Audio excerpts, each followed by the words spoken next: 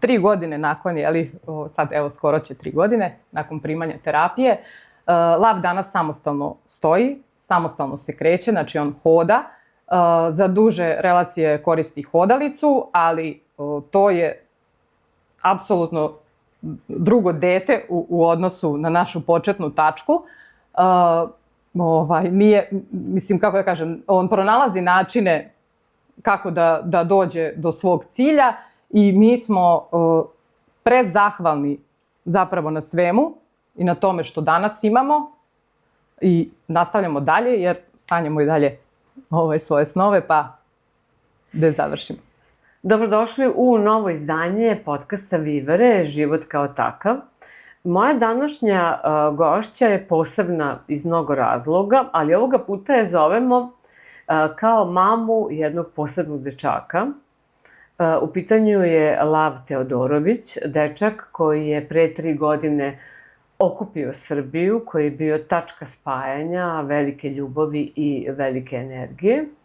A o čemu se zapravo radi i kako izgleda život mame jednog Lava, sada ćete imati prilike da čujete. Moja današnja gošća je Sonja Teodorović. Sonja, dobar dan i dobrodošli. Hvala vama. Vi niste nepoznato lice medijima, s obzirom na to da ono kroz šta je prolazila vaša porodica, odnosno vaš sin Lav, bilo je, pa može se reći, u svim medijima u Srbiji. Povod nije bio lak, povod je bio zdravstveni problem koji je imao vaš sin. Pa ajde, uputite moje gledalce, šta se u stvari dogodilo? Tako je. Moj sin Lav ima spinalnu mišićnu atrofiju. Sa 19 meseci je dijagnostikovan i ubrzo nakon toga, tačnije 23. avgusta 2023. godine, primio je gensku terapiju kao prvo dete u Srbiji koje je primilo gensku terapiju Zolgensma. I eto, to je nešto po čemu je on poznat i šta je nas, da kažem, prinudno nateralo da izađemo u javnost. I eto. Dakle, ajde da se vratimo onda na početak. Dakle, on je bio beba kada ste ustanovili da on ima zdravstveni problem. Kako je došlo do toga da je ta terapija jedino moguće rešenje? Pretpostavljam da ste pre toga morali tražiti i druga rešenja. Pa ovako, u našoj situaciji se sve zaista jako brzo odigravalo. On je rođen kao zdrava beba, da tako kažemo. Iako je već sa nekih 3 meseca počeo da radi vežbice za podsticaj u razvoju, što inače nije nešto neuobičajeno, pogotovo kod muških beba. Često dolazi do toga da oni malo slabije napreduju. On je bio dijagnostikovan kao hipotono dete. Najčešće mi je tako rečeno da je malo lenj, bio je bucmast i eto da uđemo u taj program, da ga malo podstaknemo kako bi to sve išlo kako treba. I to se i očekivalo i sa medicinske strane, a i naravno i sa naše. I sve je to teklo tako do 19. meseca. Mi smo radili vežbice i u dečijoj bolnici u Novom Sadu, zatim smo se angažovali i privatno. Ja sam svakodnevno radila vežbice sa njim kod kuće. On je doduše napredovao, ali jako sporo. Dostizao bi on te miljokaze koji su i predviđeni za decu njegovog uzrasta, ali uvek nekako u zadnji čas. I to je bilo nešto što je i lekarima, da kažem, zamutilo možda, pogledaj, evo ja sad to tako doživljavam. Međutim, eto, to u meni nešto je konstantno radilo. Mogu reći i ranije, ali eto nekako to je bila neka granica, jer uglavnom se smatra da dete ako ne prohoda tu negde 18. 19. mesec, da je to već neko alarmantno stanje.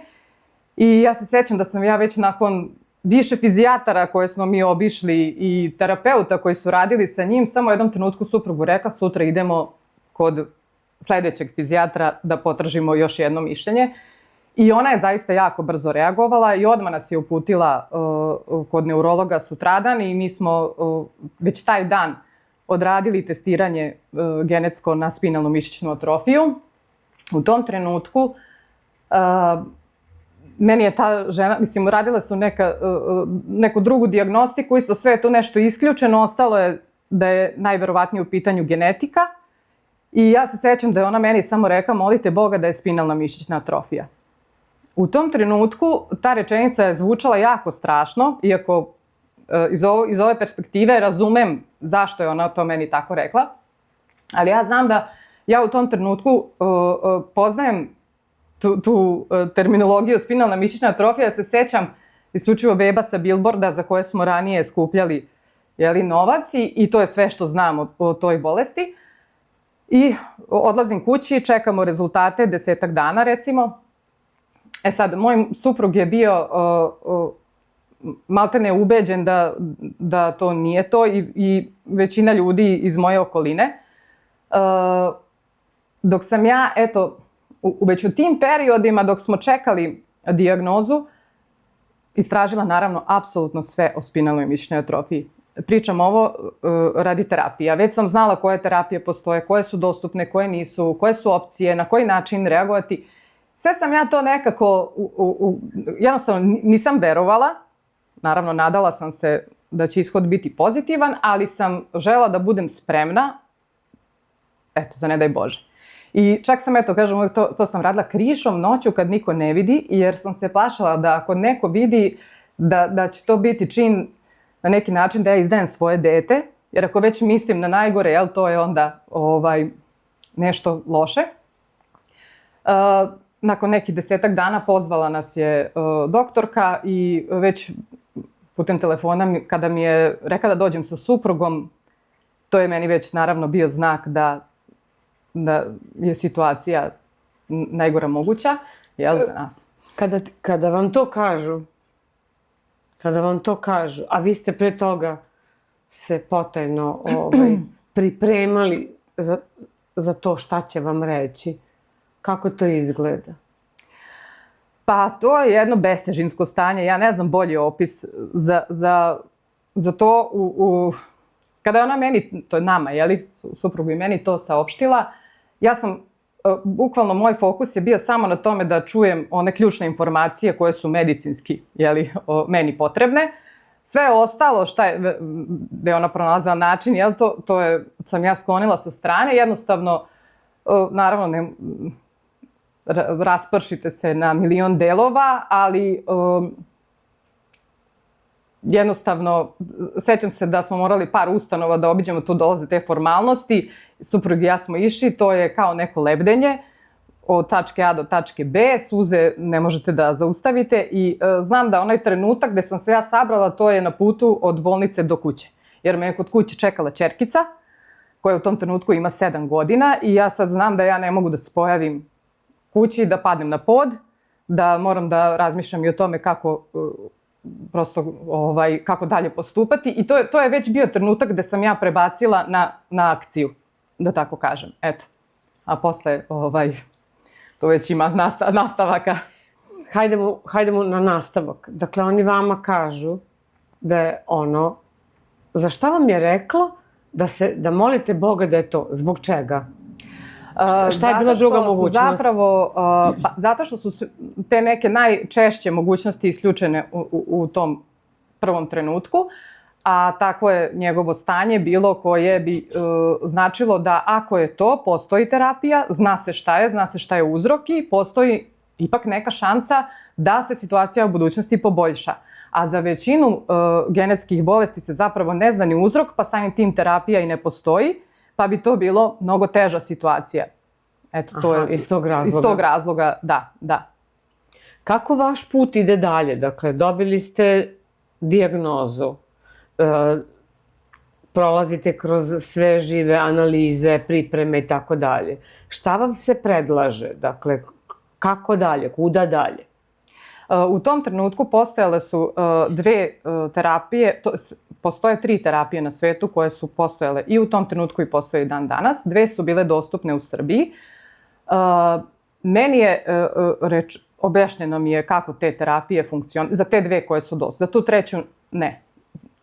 Objašnjeno mi je na koji način one funkcionišu i da ja izaberem za koju terapiju da mi apliciramo. Naravno, mislim, ja u tom trenutku, to je velika odluka na koji način postupiti, i velika je odgovornost, a ja tako shvatam da je na meni zapravo sva odgovornost ovog sveta u tom trenutku. Apsolutno. Međutim, ja sam znala i za tu 3. terapiju koja ne postoji u Srbiji, ali je po mom mišljenju, a kasnije će se ispostaviti i po mišljenjima nekih drugih stručnjaka, najbolja šansa za njega u tom trenutku jer je on imao 19 meseci, a ta terapija je dostupna za davanje do 2 godine starosti života dece.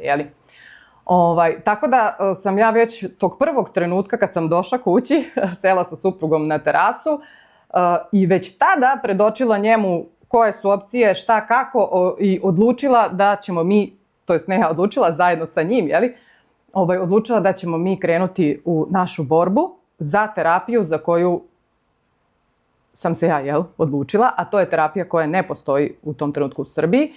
Zatim sam kontaktirala roditelje za koje sam već skupila kontakte od dece koje su prethodno, nažalost, prošli takvu istu situaciju i to su nekako to je najveća podrška koja je mogla da mi se dogodi u tim trenucima, jer zaista oni su, iako neki u tim trenucima imaju i decu u mnogo težim stanjima, to su bili najteži pozivi u mom životu pre svega. Zaista su mi pružili maksimalnu podršku onako do kraja i to je nešto što me je i ohrabrilo da sam na pravom putu. Potom sam zakazala pregled u Beogradu u Tiršovoj gde smo dobili i stručno mišljenje da je ta terapija njegova najbolja šansa i tu više nije bilo dileme. Već smo ušli u taj voz i onda je sve nekako strmoglavo krenulo. Ali Sonja, vi ste se odlučili, ajde da kažemo da terapija koju je Lav na kraju dobio jeste i ona koju nema u Srbiji. Da. I koliko košta? Vrednost terapije je 2,5 miliona eura. Da, danas je možda nešto jeftinija, ali dalje, ako ne prva, onda druga najskuplja terapija, odnosno najskuplji lek na svetu. Šta se dogodi kada čujete cenu leka? Pa to sve deluje... Koja spasava vaše dete? To vam deluje neverovatno, nedostižno, ali sa druge strane, ja sam nekako tip osobe, za mene je uvek novac bio neka imaginarna kategorija i ja jednostavno nema neki značaj.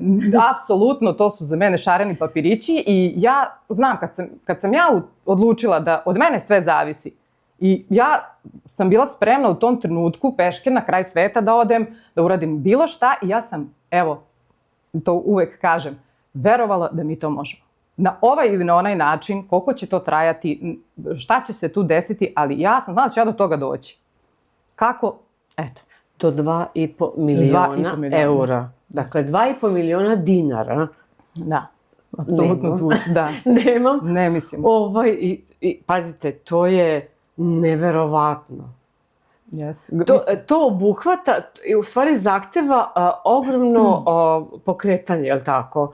Dakle, vi ste, da biste došli do tako velikog novca i do tog leka, vi ste podigli Srbiju.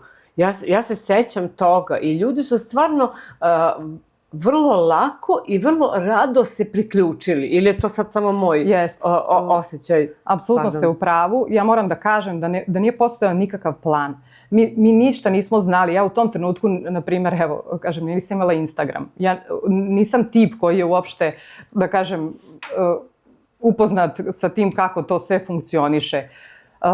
Ja sam samo imala iskrenu želju da pomognem svom sinu i znala sam da ja to moram nekako da ostvarim. Odluka je jednostavno bila jasna i nedvosmislena i mi smo u to krenuli. Svi ljudi koji su se priključivali našoj akciji su to radili spontano. Ja, evo, danas nemam reči to da bolje opišem, to su bila čuda na dnevnom nivou. koje vi sebi sad pokušate da objasnite kako je moguće da se to desilo i onda već se plašite, aha, sad smo već ispucali, nema šanse da to opet, ali ono opet. I jednostavno tih 7 dana je trajala akcija. Nakon toga se država priključila i donirala ostatak novca, ali u tim danima ja mogu samo da kažem da sam ja osetila ogromnu ljubav koja i dalje postoji, iako smo danas svi malo sumnjičavi, i koja je spasila i mog sina i mene i našu porodicu i zaista to je nešto na šta trebamo svi biti ponosni.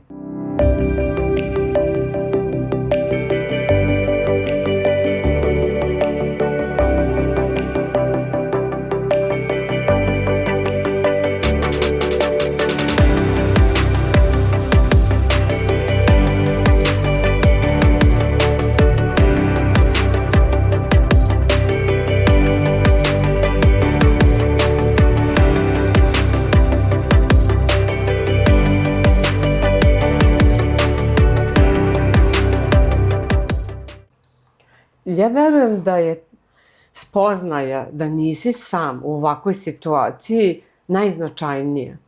Dakle, uputite apel koji spasava život vašeg deteta i ljudi to prepoznaju i masovno se uključe. I koliko god da svi mi negde sumnjamo u tu solidarnost, u to kako će ljudi reagovati u nekim situacijama, oni su u situaciju kroz koju ste vi prolazili promptno reagovali. Jeste, ja to kažem, to je ljubav, ne znam, to je ljubav. Jeste, ja to nemam i Božja neka promisao. Ja verujem da su svi oni Božjom rukom vođeni. Vrlo mi je teško, ja i dan danas osjećam breme te zahvalnosti jer znam da ne postoji način na koji ja mogu da se odužim svim ljudima, ali evo nekako se nadam da se to sve nekako Božjom rukom posloži onako svakome kako treba, ali nema drugog objašnjenja za to, zaista. Dakle, na kraju prikupljen je novac, ali nije bila potrebna ta svota, je li tako? Jeste, u međuvremenu smo saznali da će cena leka biti nešto niža i eto kažem, država se uključila da nas podrži, da donira ostatak novca i u tom trenutku je na državnom nivou doneta odluka da će svako dete nakon lava, da će terapija zapravo biti dostupna i u Srbiji i eto, to je nešto što me isto onako raduje na nekom drugom nivou. Dakle, lav je pokrenuo lavinu dobrih vesti. Šta se dešava kasnije? Dakle, prikupili ste novac, ali kako dolazite do leka? Jeste. Morali smo da obavimo razne testiranja da bi potvrdili da je on kandidat za terapiju, zatim se poručuje lek, to sve rade lekari na nivou ustanova, znači mi sa tim nemamo dodira i naš zadatak je bio da čuvamo lava, da bude što zdraviji do tog trenutka kada on i ja idemo po nove gene. Samo još jedan dodatak. Dakle, od momenta kada ste prikupili novac, pa dok nije stigla terapija, koliko je vremena prošlo? Pa ne bih sad mogla da preciziram tačno, ali recimo mesečak dana. Samo? Da smo čekali, da. I kako je to terapija, kako to izgleda?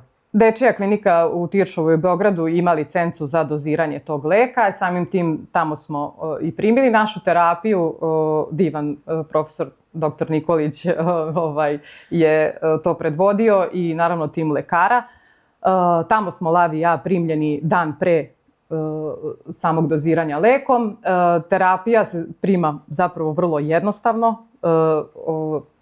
Jednočasovna intravenska infuzija i to je to.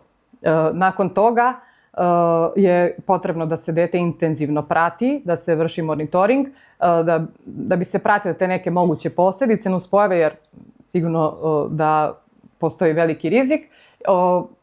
Tokom vremena sve manji i manji su ti periodi, ali mi dan danas idemo u Beograd jednom u 6 meseci na kontrolu. Šta u sebi sadrži taj lek? Zbog čega je toliko skup i zbog čega je redak i šta on u stvari uradi? Ajde da to mi objasnite. spinalna mišićna atrofija je, evo sad tamo da objasnim koja je to bolest, znači genetski prenosiva bolest koja uzrokuje nedostatak gena koji je zadužen za proizvodnju proteina koji opet omogućavaju život motornih neurona. Ako nema proizvodnje proteina za motoneurone, oni vremenom slabe, propadaju i na kraju unište se, što za posljedicu dovodi do atrofije mišića. I sad to u različitim situacijama može da ide brže ili sporije, ali vodi u jednom smeru, gde su najpre pogođeni i ekstremiteti, ali i hranjenje, disanje, to je nešto što... Pa to znači da je on i životno bio ugrožen? Apsolutno, svako dete koje ima spinalnu mišićnu atrofiju bez terapije je, mislim, kako da kažem, životno ugroženo. Sad, postoji više tipova bolesti. LAV je tip 2, što je isto olakšavajuća okolnost, da tako kažem, što znači da kod njega ta progresija ide malo sporije, ali u principu simptomi bolesti su isti. I ta terapija u stvari pomaže da se nadoknadi, je li tako? Tako je, telo ponovo kroz tu terapiju nauči kako da proizvodi protein. Sad, šta je još važno da naglasim, da terapija zaustavlja progresiju ili usporava progresiju, ne može da regeneriše ono što je do tog trenutka bilo već, da kažem, narušeno, da. Kada je on primio terapiju, koliko vremena treba da prođe da se vidi neki boljitak? Kako to izgleda? Objasnite mi to. Ovako, kada je on primio terapiju, ja sam već nakon 10-ak dana primetila određene promene, a recimo nakon mjesec dana je to već bilo sve vidljivije. Nažalost, mislim, tako je jedino moguće pratiti kroz njegove motoričke sposobnosti. Ne postoji način na koji mi možemo izmeriti kako je terapija delovala, u kojoj meri i već možemo samo pustiti vreme i nastaviti, kao što i danas radimo sa rehabilitacijom, koja je izuzetno važna i neizostavna nakon terapije, da bi postigli maksimalan potencijal i ostvarili. Znači, već nakon 10 dana, da. Koji su to detalji? Pa evo, nakon 10-ak dana, mi smo tada bili u Beogradu, iznajmili smo stan tamo, jer je on morao da se pazi od prehlada, s obzirom da imam i stariju ćerkicu, bilo nam je komplikovano da budemo svi zajedno. 10-ak dana nakon primanja terapije je on uspeo da se popne na kauč. Eto, i recimo to je, s obzirom da on, znači u tom trenutku on je mogao da stoji uz pridržavanje pre terapije, nije mogao samostalno da stoji, ali teško mu je bilo i da podigne nogu i da se popne na kauč. Eto, za 10 dana smo to doživjeli i to je bio... Kako je to čudo? Neopisivo. Mi smo tad bili, naravno, i u strahu od i nuspojava i pratili smo to sve. On je morao da pije kortikosteroide, što je izazivalo neke druge, da kažem, izazove u toku dana, ali smo odmah, 3 dana nakon terapije smo on i ja nastavili sa vežbicama i to je taj prvi neki mikropomak nam je svakako dao nadu da ovo sad to deluje, idemo dalje, korak po korak i nadamo se najbolje. Kako, dakle, posle tog prvog trenutka, dakle 10 dana nakon terapije, da li se taj boljitak sve češće i češće video? Dakle, koliki su tu vremenski razmaci bili gde ste vi primetili ovo je dobro, ovo ide? Pa trebalo je vremena, u kom smislu? S obzirom da terapija nije izlečenje, samim tim zapravo taj napredak motorički uopšte nije ni obećan. Postoji šansa za to, ali jednostavno ne zna se ni kako će koje dete reagovati, ni da li će reagovati. Najvažnije nam je naravno da je on živ, da je tu sa nama i da se situacija ne pogoršava, a sad da li će biti bolje, to jednostavno prosto zavisi od mnogo faktora i ne možemo ih znati unapred. Tako da smo mi samo nastavili, eto to je nekako bila u stvari i moja ideja od samog početka da svakoga dana uradim maksimalno onoliko koliko ja mogu da doprinesem da njemu bude bolje i sa tim da krenemo u novi dan i nastavljamo. I onda kad dođe rezultat, to nam je bio samo podstak da nastavimo dalje. Najčešće kod njega, sad mogu da kažem, nakon 3 godine, nakon 2-3 meseca je uvek bio neki vidljiv pomak. Jer ti rezultati dolaze kumulativno. Jednostavno radi se, nekada to deluje da stoji, ali ja zapravo sada znam da i kad stoji, ako ti radiš i dalje i ti se krećeš unutar sebe i mislim radiš sve što treba, zapravo ti ne stojiš, ti se krećeš. Ne, naravno, ali rekli ste da to nije lek koji donosi izlečenje, zaustavlja dakle dalju progresiju, pomaže organizmu da počne samostalno da proizvodi. Sada, posle nekoliko godina, kakva je situacija?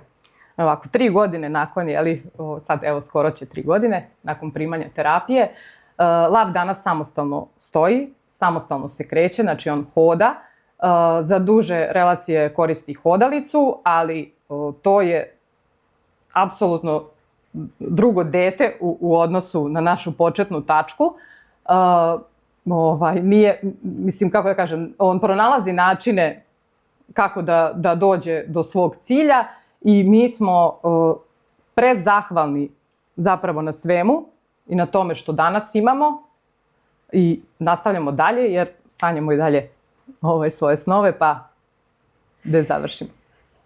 Da li je taj jedan lek dovoljan? Dakle, dobije se samo jedan, je li tako? Jeste, to je jednokratna terapija. U ovom trenutku, po zvaničnim saznanjima, 10 godina je terapija delotvorna. Zašto? Zato što zapravo lek se toliko i primenjuje. Znači, mi nemamo pacijente, jer to su sve inovativne terapije, mi nemamo pacijente koji su stariji i ne znamo... Koji mogu da potvrde... Tako je. Ne znamo, sad to je neka druga dimenzija koja naravno nama predstavlja i brigu i sve, ali se trudimo da opet, što da kažem, vratimo se u ovaj sadašnji trenutak i da sad radimo najbolje što možemo, pa vidjet ćemo šta će budućnost doneti. Tih 10 godina, pretpostavljam da se nadate da može biti dovoljno da on toliko napreduje u svakom smislu, da ta terapija ne bude nikakav problem i da on može na neki način i samostalno da nastavi posle tih 10 godina, ali tako da organizam se nauči nekom novom modelu. U teoriji to bi trebalo da bude doživotno i ja sam optimistična da će to i biti, prosto ovih 10 godina je samo zato što nema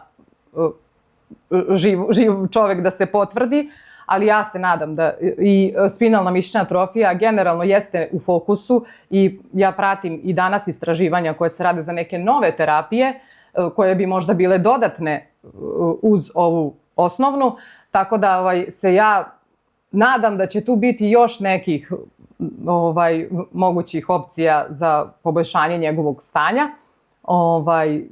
i eto, vidjet ćemo. Vi živite, dakle imate stariju ćerku, za koju ste mi također rekli da je čudo po sebi, ja verujem da jeste tako. I sada se stvara jedna nova dinamika, je li tako? Dakle, imali ste jednu dinamiku pre primanja terapije i jednu kasnije. I sad vi živite u jednom sadejstvu, nekako u jednim drugačijim okolnostima, Lav ipak apsolutno. Dosta stvari može samostalno. Dakle, kakav je sad taj život? Pa, ja volim da kažem, ljudi često misle da tu postoji neki period, pa se to prihvati, pa sad život se nastavi tamo gde je stao. Ali u praksi to nije tako. Mi se i dalje saživljavamo sa situacijom, sa okolnostima koje su nas našle. Trudimo se da se nosimo najbolje što možemo. Naravno, ne postoji uputstvo. Od starta to ne da je promenilo, to je potpuno na svim nivoima uticalo na naše živote.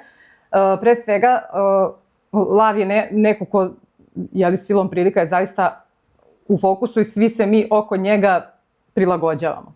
Ali opet ja sam se trudila da pazim i na ćerkicu, jer apsolutno i ona čak nekad mislim da je možda njoj i teže nego nama roditeljima, jer ipak smo mi odrasli, pa znamo da ne znamo da se nosimo, ali opet pustimo vreme ili pronalazimo neke načine, a ona je dete koji ima 7 godina u tom trenutku kada se sve to dešava.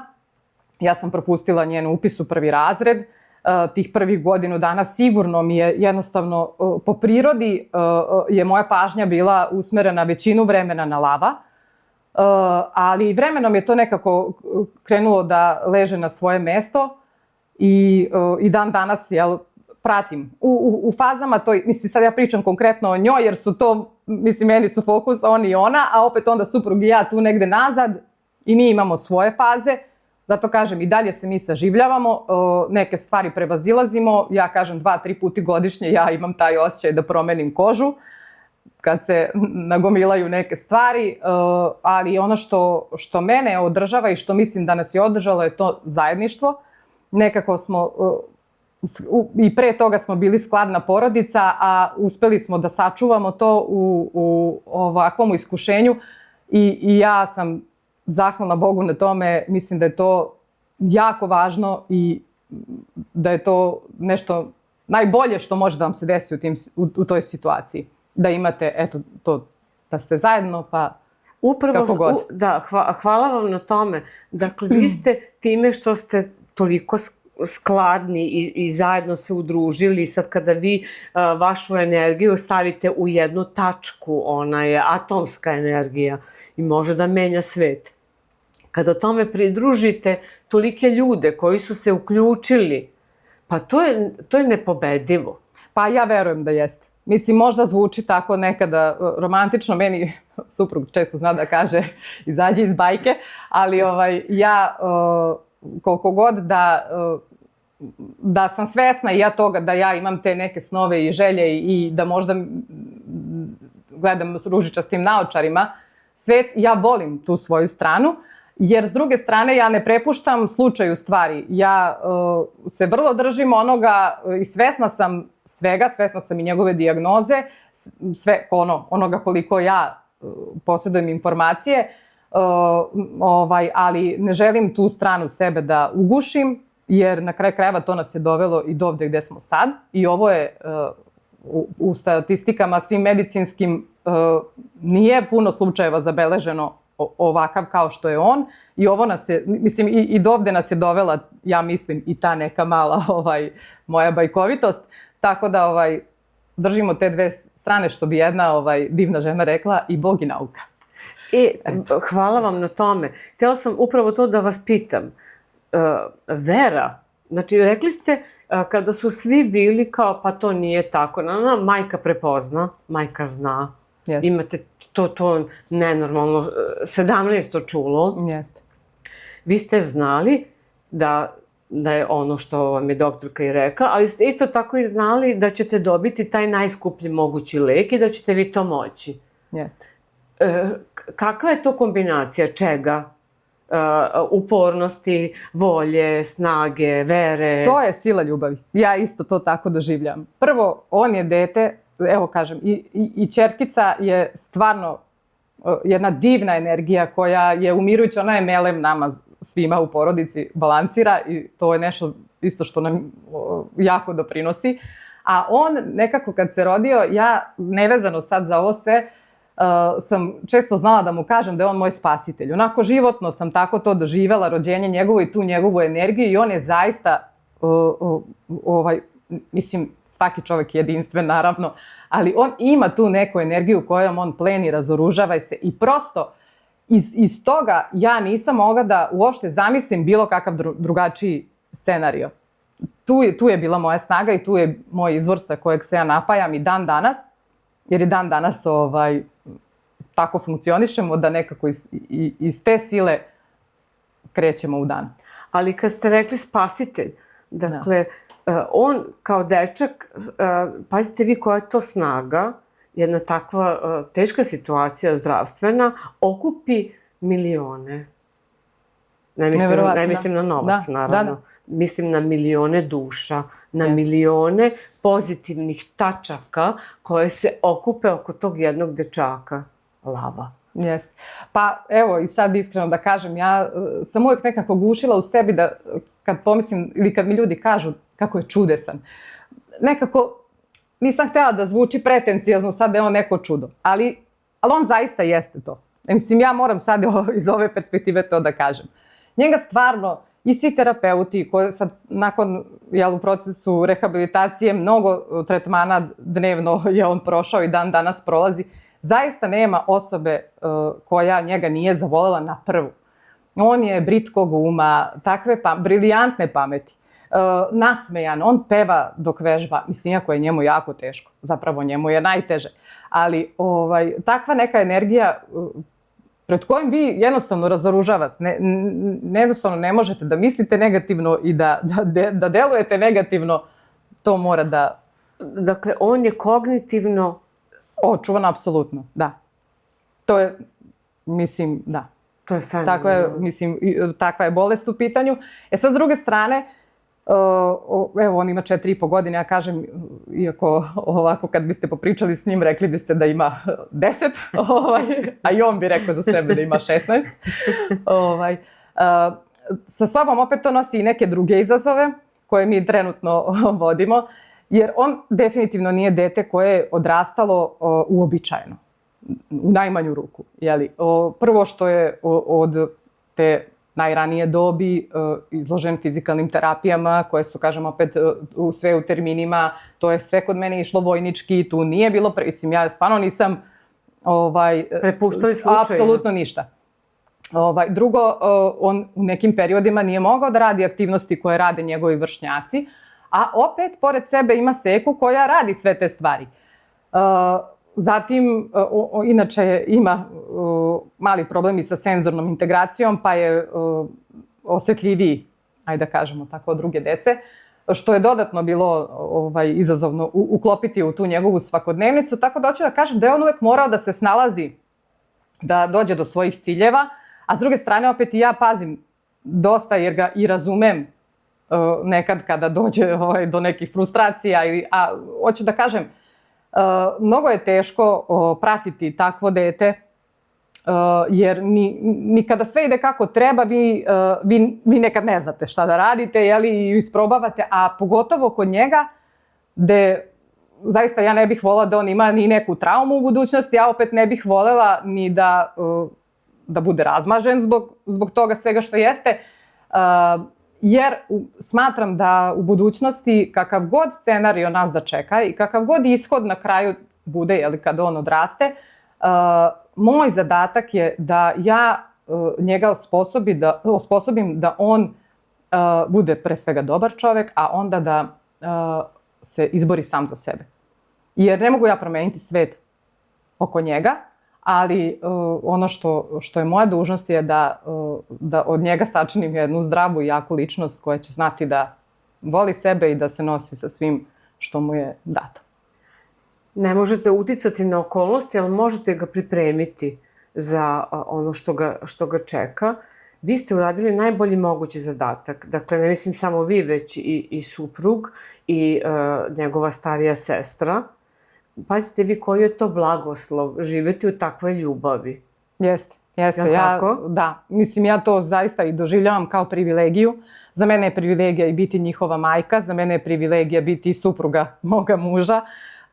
I ja često volim da kažem da koliko god da ovakva iskušenja nose neku teskobu i bol, to je jednostavno tako.